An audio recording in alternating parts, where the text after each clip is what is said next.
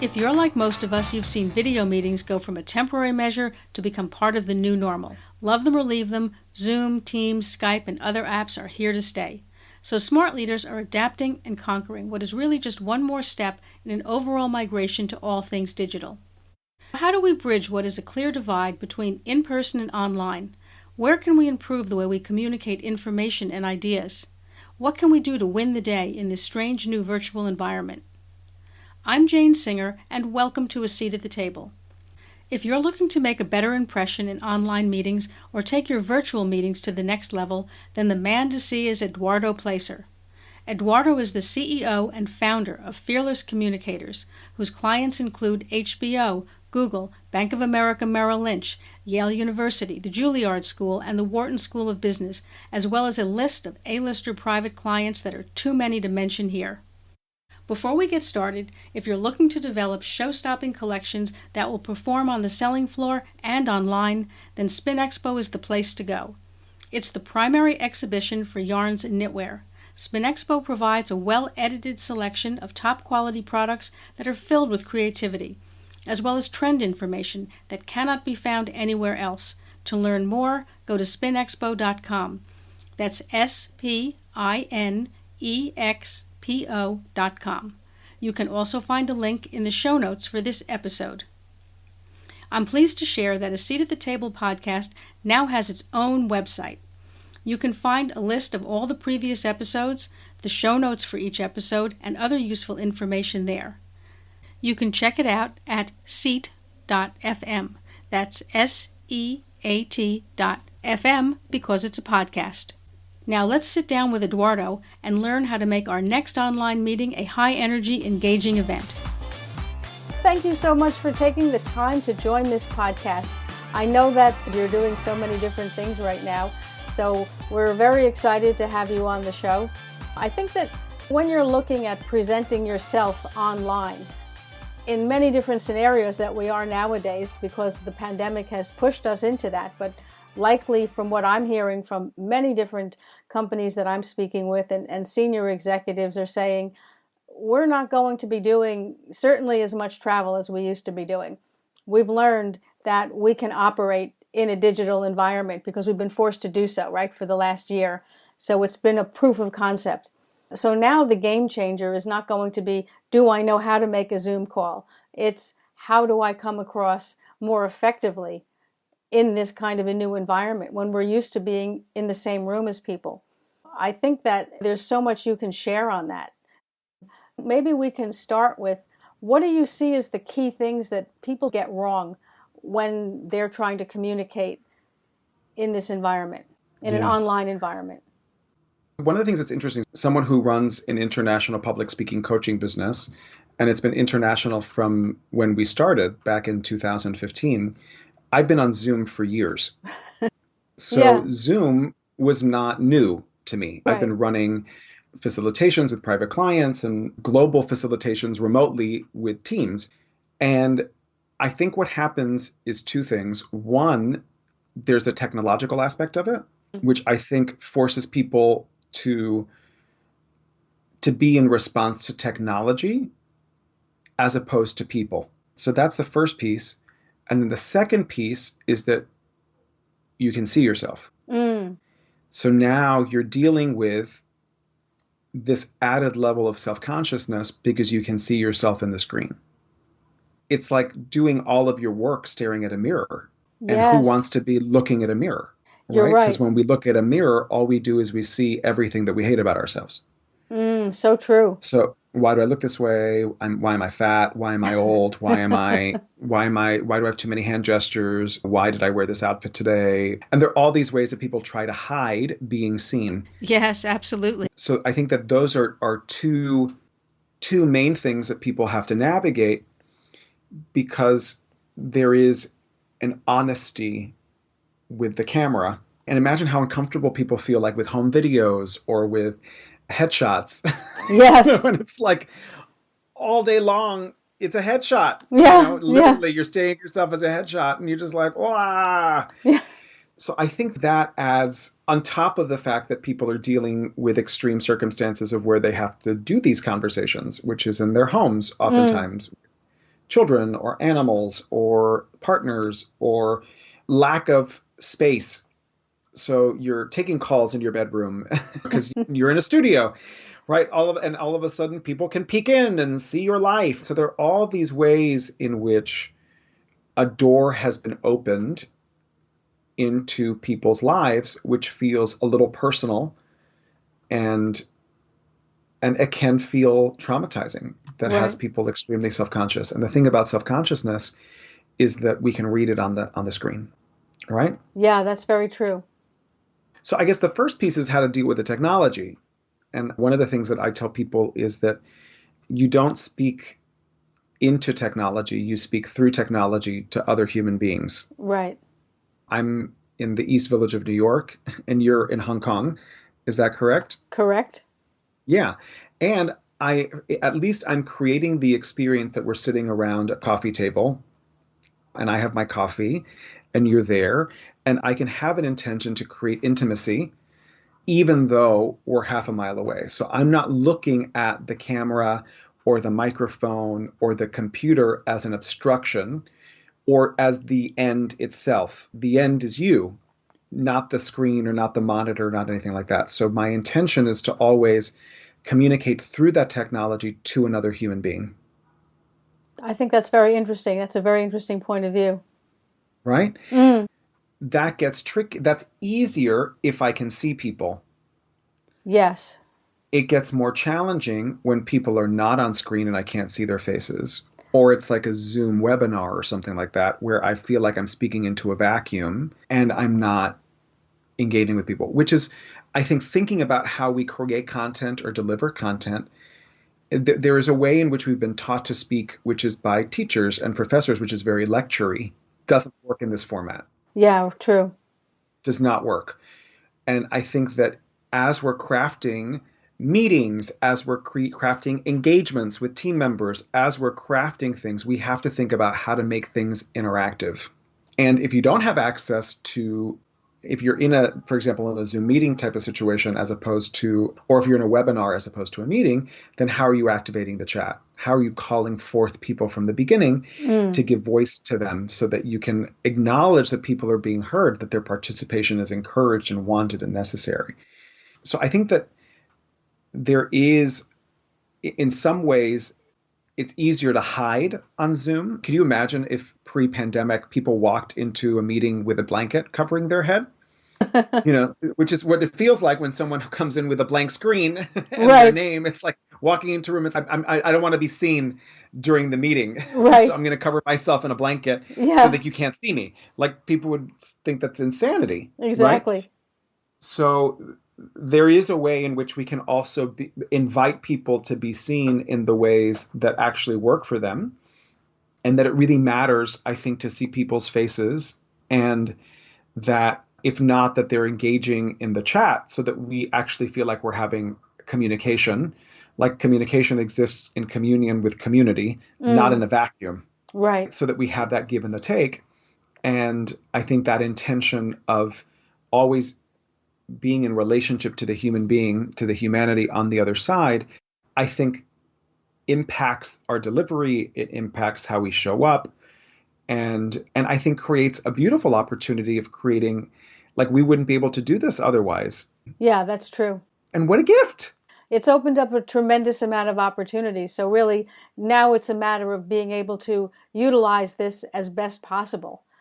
Correct. And then the other thing regarding the staring at your headshot the entire time. One, you can, in Zoom, you can hide the self view so you don't have to see yourself. So sometimes people feel very liberated by not having to see themselves. So that's a trick of the trade. To hide the self view. Yeah, that's interesting. Yeah. Yeah. And then the other thing that I would say is, I think it's important to prepare always for the event of speaking. And part of that is really connecting to your body and really connecting to your breath. So what oftentimes happens is we wake up, we walk to the computer, we get into the meeting, and that's it. But we don't really center ourselves before. Like, I just noticed you even stood up a little bit more and you're sitting like in your chair. Yeah. As I said that, Jane, I was like, oh wait, I have a body. Not just a talking head, but I have a body. So being in relationship to the body is really powerful. Even if you're sitting in a chair, just like really connecting to your breath, really centering yourself, and really just slowing everything down before you step into the conversation. So I think that's really powerful. And then I think thinking about the frame that you're in and also thinking about the background. So some people choose to use screens, right? At this point in the process, like I think there are ways that you can situate the computer and the camera in ways that you can have a neutral screen. So for example, I have a brick wall in my East Village apartment, hashtag no Right. big deal, hashtag New York, hashtag living your life, hashtag character. And so if I'm facilitating a meeting or if I have a big conversation, I'll do it from there. I also know that for me, if I'm facilitating, if I'm leading something, I'm more powerful standing than I am sitting. So I create a context and I set myself up so that I can stand to deliver, because then I feel much more embodied and much more grounded. So it's understanding for yourself that maybe depending on the type of meeting or the conversation that you're having, it may work for you to sit, or it may actually work for you to stand. And having the versatility of that as a tool may be really helpful as people identify, wait a second, I feel so much more powerful when I'm standing. When I'm sitting, I feel diminutive, or I feel like I lean back, or I feel like I hunch over. So I feel like energetically I cut off a little bit. So maybe if I do stand, then I'm able to be connected more to my power and to my voice. So I think that's an interesting thing for people to track. Does it really serve me to sit, or should I stand? That's really interesting, because I think that people just assume that you're going to be sitting in front of a computer monitor. And I don't think people have ever, myself included, I have not really thought about the fact that you actually could do this standing up. You can absolutely do it standing up. And I have the privilege of a standing desk. That's what I invested in really fancily at the beginning of the pandemic when I moved my office into my apartment so that I could stand. And again, I teach speaking, so it's helpful for me to be able to stand. Right. And I do have a tall table in my dining room table is like a tall kind of bar stooly kind of table. So I can stand on it and could put my computer. Some people, what you can do is literally just stack books on top of the computer. I do Right. have a computer stand anyway, like it's just a little computer stand because I don't want to have my computer just flat on the table. And that computer stand stacked on some books, all of a sudden you get a little bit of elevation. So it can be a little do it yourself. It doesn't have to be super fancy. You don't have to take pictures of it and Instagram it and get followers, Right. around it. But I think that understanding that you have options and versatility and variety, I think is helpful. So then some conversations you take standing, some of them you take sitting, right? So now there's a little bit of repertoire that you have for yourself over the course of your day. So it's not just like the sitting. And then the other thing that I would say is setting an intention for your conversation. That's interesting. So depending on the conversation that I'm having, thinking about what is the difference that I want to make in this conversation, or how do I want to show up? Do I want to show up generous and empowered and loving? Do I want to show up curious, engaged, and excited? So what are the ways that I want to show up for the conversation? And allowing that to lead as opposed to, I hate the technology, or this is so annoying, or why do I have to look at myself?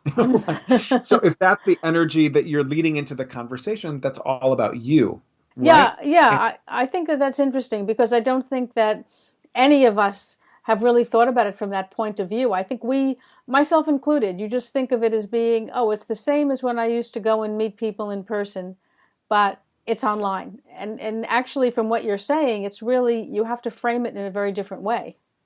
Yeah. And there's just things that are easier in person, right? Yeah, for That sure.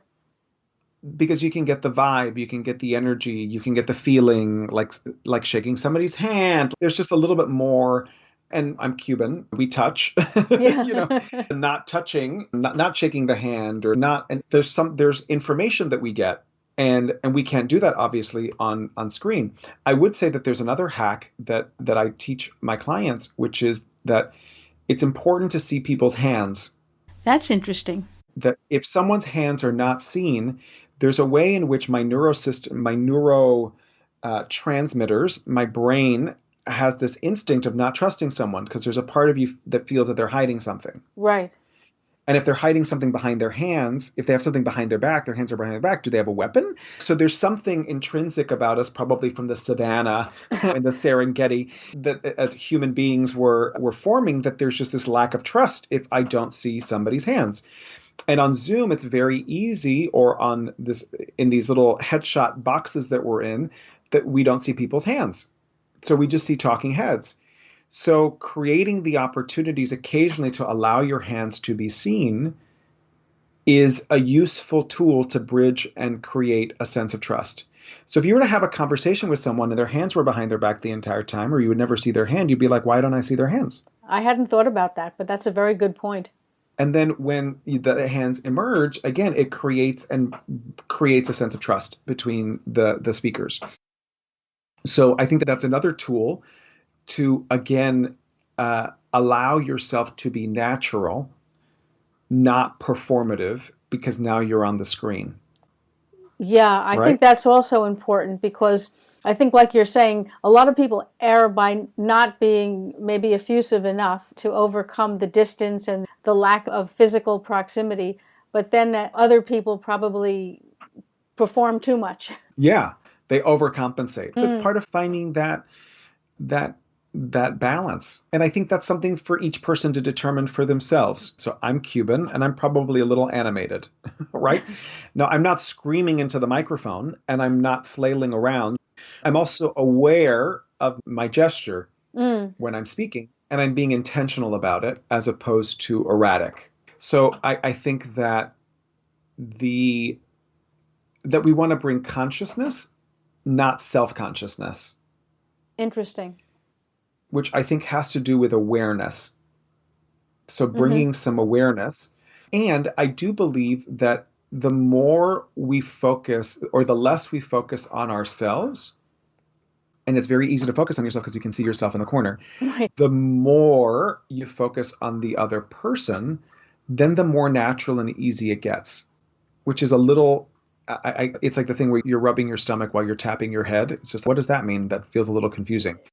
But really, the less attention you give to yourself and the more awareness you bring to the other person, then I think the vibe is there. And then because Maya Angelou very famously said, people don't remember what you say or do, they remember how you make the person feel. Right. So if the entire time you're self-conscious thinking about, I look weird or I look strange or this is bizarre, that's what you're bringing attention to. Yes. So that's what the person's going to experience. If your entire conversation is focused and aware instead on the other person, people love to talk about themselves, right? They're like, wow, they were so interested. They were so curious. They were so nice. This was so fascinating. Even when I facilitate, my attention and my curiosity is always on my audience. It's not on myself. Not to say that it doesn't creep in sometimes, but I have to surrender that and bring the awareness and attention back to my audience, to the people who are listening to me. It's interesting you bring that up because I think people who have any experience whatsoever in either leading a group of people or public speaking understand that. And yet, like you're saying, when you go online, because you're seeing that mirror image of yourself, it's distracting. And so you forget about that. Whereas when you're standing, let's say at a podium or you're in a conference room or something like that, and everybody's there, you're in, I don't know why, because like you said, you can see them on the screen, but you're not making the eye contact in the same way. It's just that vibe is missing. And you're right, you do tend to be more distracted by yourself and your environment. Yeah. And I think there are tricks where, specifically, I know on Zoom, because I use Zoom, that when you are in presentation mode, there are the people at the top that you can see. Right, yes. So I intend on making eye contact with the people that I'm seeing up on that screen, assuming through the transitive property that is then connecting to everybody that is there. Yeah. There are ways of creating eye contact. It's just not the same as actually looking at someone in the eyes. Yeah, exactly. You're not getting the feedback in the same way. So it's if you're presenting in front of a group, you're scanning through the audience and connecting with one person here and then looking at another person and making that kind of a connection. But when you're in the same room, it's a different feeling. Totally. than if you are on a Zoom call and you're wondering if they're looking back and seeing you, and if you're Yeah. actually making that connection. Yeah. And I think that's why having prompts, like actively engaging the audience in the ways that you can through chats, is really helpful. Having people reflect after, what's one word that this conversation is generating for you right now? Just like having people every 6 to 7 minutes engage in some type of question or prompt that has them engage, I think fuels participation forward, as opposed to information dumping does not work on Zoom. Yeah, for sure. So what you're suggesting is make it more interactive. 100% from the very beginning. In a lot of the events that I host, because I also host a lot of events, pretty early into the program, I would say within the first 5 to 10 minutes, we have people in breakout rooms. So then and we do breakout rooms of 3 to 4, so that there's a little bit, so 2 can get a little creepy because you have no idea who you're in there with. So you're just like, I have no idea who you are. And that feels really intimate. But 3 or 4 feels safe enough. Right. And thinking that is often useful because not everyone's an extrovert, right? So for introverts, 3 or 4 is manageable. Like a group of 10 to 12 may feel really overbearing and large. So it does create the space for some intimacy.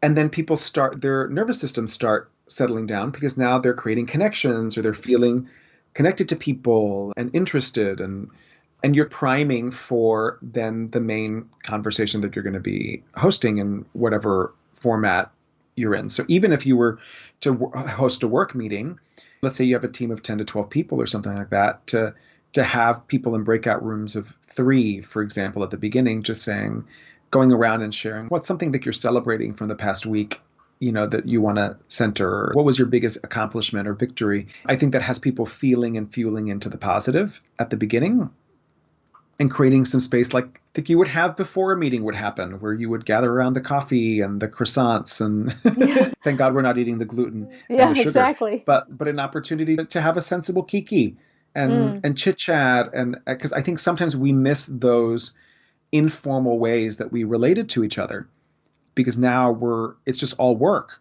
Right. We don't have those informal ways you can walk to your colleague's office or cubicle or shared area and let's grab a coffee, let's catch up, let's have a talk. Now it's a little more, send me the link and put the link on the calendar invite. It's missing that casualness of ways in which we could support. So creating those formal and informal ways for people to connect and continue to build bridges, I think, is really important. Yeah, that's really interesting, because I think what you're bringing up is true, that whenever you would be in an office meeting, as the meeting was getting started and before it really got underway, people would have that little chit chat with another person who was there. And on a Zoom call, you wouldn't be doing that. So thinking about having that in your virtual events, and even with colleagues, like the first 5 minutes of any call, we're just allowing people to settle. We're going to put people in breakout rooms and have people connect and chit chat and have a little conversation before we dive into the real meat of the conversation. Because if not, it feels a little abrupt. Yeah, it does. Getting the rhythm of how to really create that atmosphere in a Zoom meeting, or even if it's a one-on-one, right? When you're doing a group meeting, you have the difficulties of trying to connect with multiple people who are not in the same physical space. But when you're doing a one-on-one also, if it's not with someone really well, you want to create that connection and that more of a friendly rapport, but it's tougher to do when it's on a call like that. Correct. And I think I have a client of mine who she manages a global team. She's based in San Francisco, and the majority of her team is in Chennai, but she has people in Tokyo and people in the UK and people in New York. And she started doing all her one-on-ones over tea.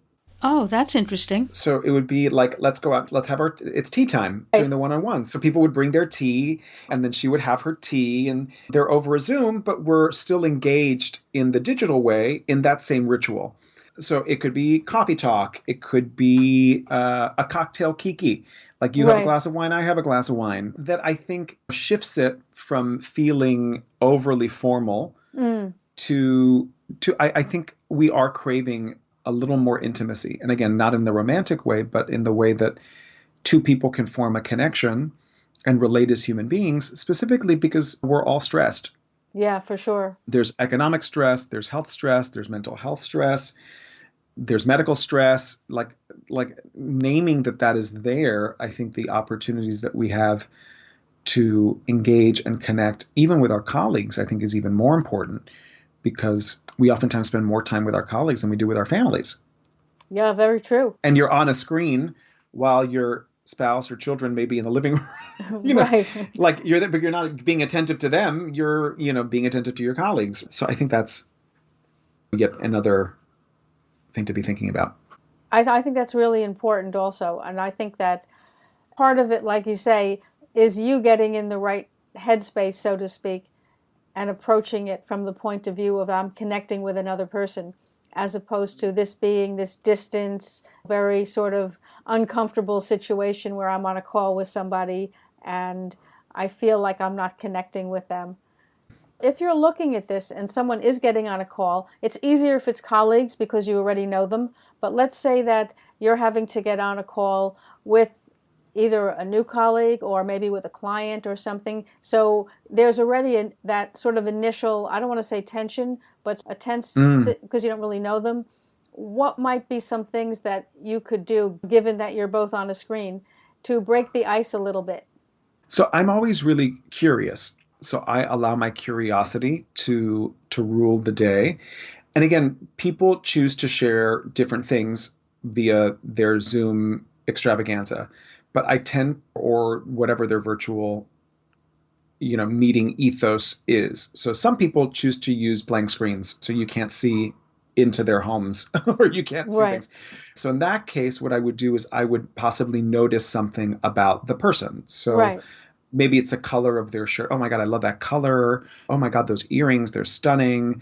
Or that's a beautiful tie. Or you notice some type of detail that lets them know that they're being seen. For me, I never use a screen, so I carefully curate what people are seeing behind me. Behind me, there's like this painting of Ruth Bader Ginsburg.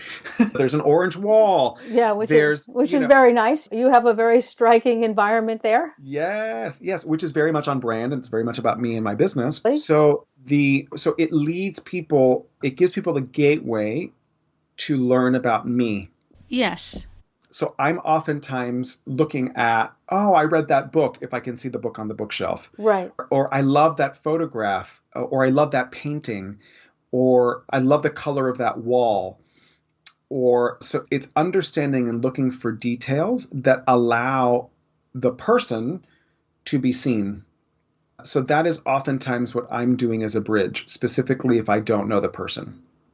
And that oftentimes leads the way to interesting conversations. Now, you can do that virtually. You can also do that live. Right. So I remember I was in Tel Aviv, and I was there doing some work when an opportunity presented itself to have an interview to teach at a university there in Herzliya.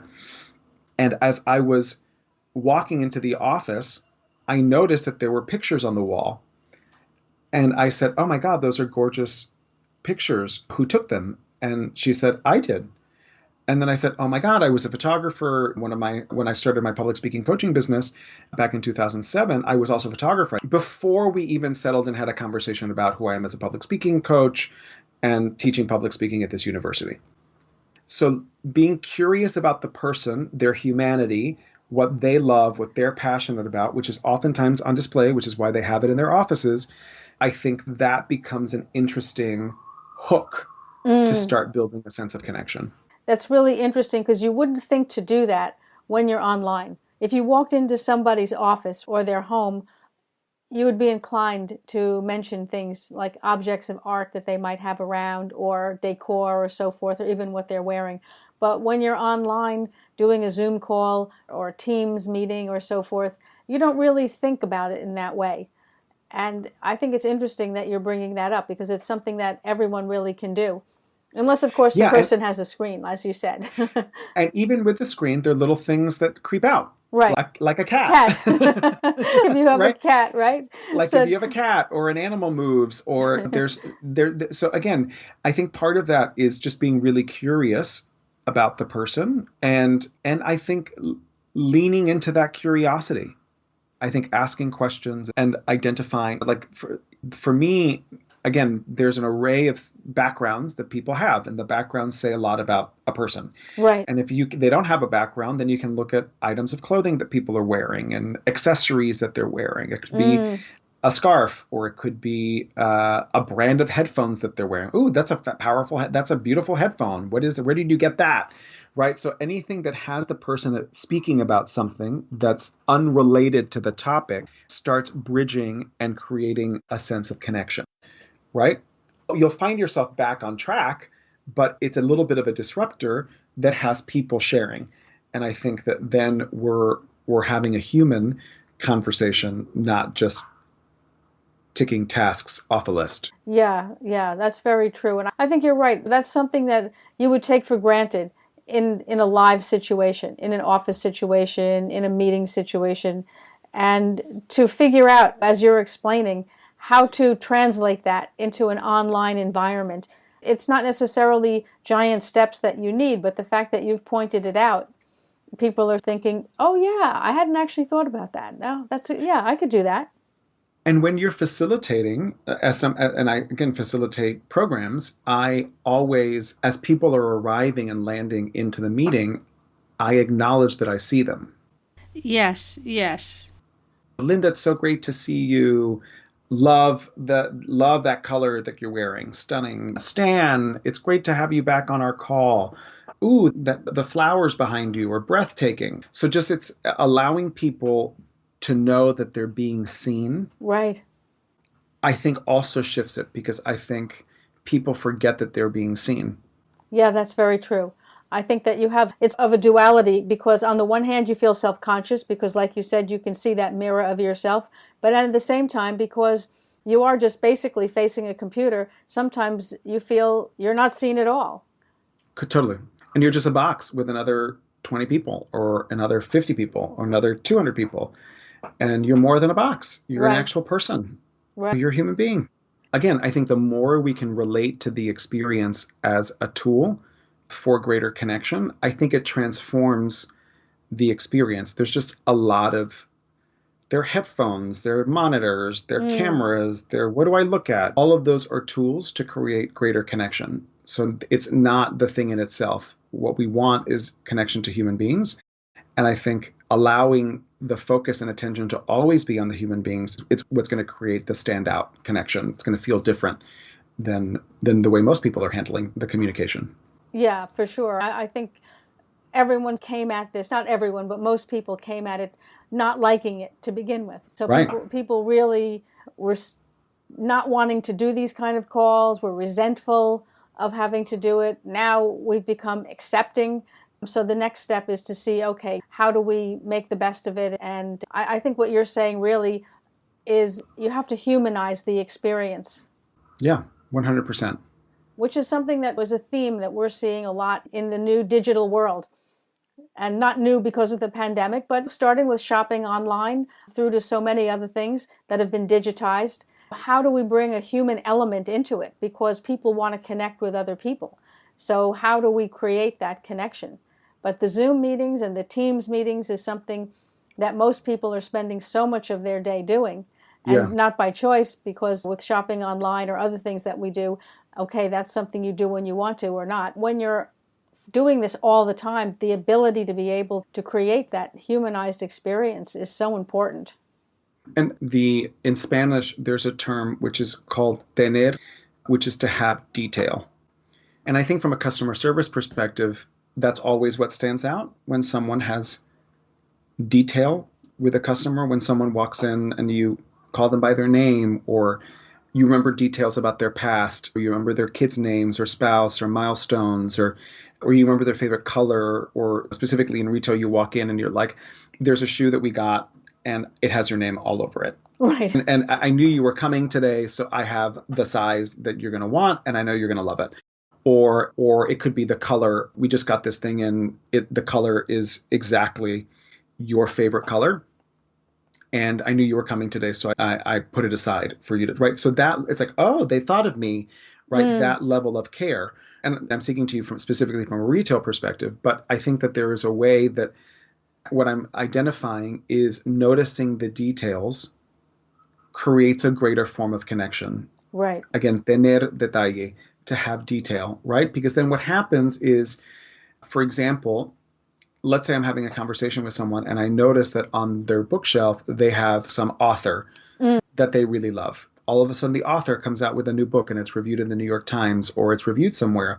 You can send them the link to it Right. and say, oh, I thought of you. I know that you love this author. This book just came out. I'm sure you probably know about it, but I just really thought of you. And here's the link to the New York Times review. Or you know that there's an artist that they really love. And I just saw these note cards that are of the artist, and you can get them at cards.com or whatever. I'm making it up. But Right. Right. the point is they know that you're listening. They know that you're seeing. They know that you care. It has that sense of detail. And that isn't just something that you do to customers. That's something that you do to your colleagues. And I think that there are ways that we can be curious to mine the details to create that sense of greater connection. Yeah, definitely. You're right. So much gets lost in the online space in between you and your colleagues, and to consciously be aware of it, as you're saying, and try to bring that back in, whereas previously you would do that automatically. So now we have to think about doing that and make a point, be more deliberate in. Yeah, be intentional. Right. Yeah, that's the word. Yeah, and it takes a little more effort than doing it in person, and I think that it's something that pays itself forward. Just that added level of intention. Yeah, absolutely. It's been a learning experience for everybody, but I think that because this is here to stay, the better we can get at it, the more we can make use of this kind of a tool and make it something that works for us rather than against us. Correct. Yeah. And I love that frame. Yeah. Eduardo, thank you so much for sharing these insights. I think that everybody who's listening to this podcast is facing this situation, if not all day, every day, certainly multiple times during the week. And the more we can learn from this and become better at it, it's just going to make life more pleasant. It's going to make us not resent having to do these calls, maybe not look forward to them, but won't make them quite as challenging. Thank you for sharing all of this. It's just been fabulous. Thank you. And I have an invitation for your audience. If they want to see some of these principles in action, the first Thursday of every month, I host an event called the Thought Leadership Forum. Oh, excellent. Which is all around, it's around thought leadership. So people stepping into their own leadership and in their speaking specifically. And then there's one, we say that it's time for people to center their own thought leadership. 2, it's an opportunity for people to up-level their skills. And then 3, it's a time to intentionally network with future colleagues, collaborators, and champions. And it's a global conversation. It's the first Thursday of every month. It's from 5 p.m. Eastern Standard Time to 6:30 p.m. Eastern Standard Time. So it's an hour and a half. And I think all of these principles that you see are in action. So if people want to see how we can create intimacy in a virtual landscape and have people feel connected and present and engaged and empowered, it's a great forum to see all those principles in action. And what I can do is I can share that with you. So as people listen, they can also find the opportunity to register themselves. And it's free. Yeah, absolutely. I'll definitely put the link in the show notes so it'll be easy for people to get to. But what is the URL for those people who might not be accessing the show notes? So the easiest way is to do a bit.ly. So bit.ly/fearless, capital FEARLES, then capital TLF. Okay, so it's fearless with a capital F and then capital T, capital L, capital F, and then that will send them to the registration page. Okay. And again, it's free. It's from 5 p.m. to 6:30 p.m. Eastern Standard Time. And the first topic we had was around trust, how to build trust with our audience. Then we did one on vulnerability. Then the one that we have upcoming is around authenticity. So again, it's all topics that I think are really top of mind for people who are looking to stand out in this digital landscape. Oh, excellent. Definitely worth it. And again, I thank you so much for being on the show today. It's just been wonderful. I'm never disappointed when I get to learn from you. It's really always fabulous opportunity. Thank you so much. And it's a pleasure to be here and hopefully of service to the listeners in how they can continue to stand out and transform their relationship with Zoom. or Teams or this digital landscape to create more connection with the people they want to be connecting with. Yeah, I definitely think so. If you enjoyed this episode of A Seat at the Table, join me each week when I sit down with leading executives, entrepreneurs, educators, and authors who share their insights, experiences, and future vision for business. And make sure to visit Spin Expo. From trend information to technical innovation, Spin Expo is the primary exhibition for yarns and knitwear. The fair provides well-edited forums featuring high-quality products that are bursting with creativity. To learn more, go to spinexpo.com. That's SPINEXPO.com. You can also find a link in the show notes for this episode.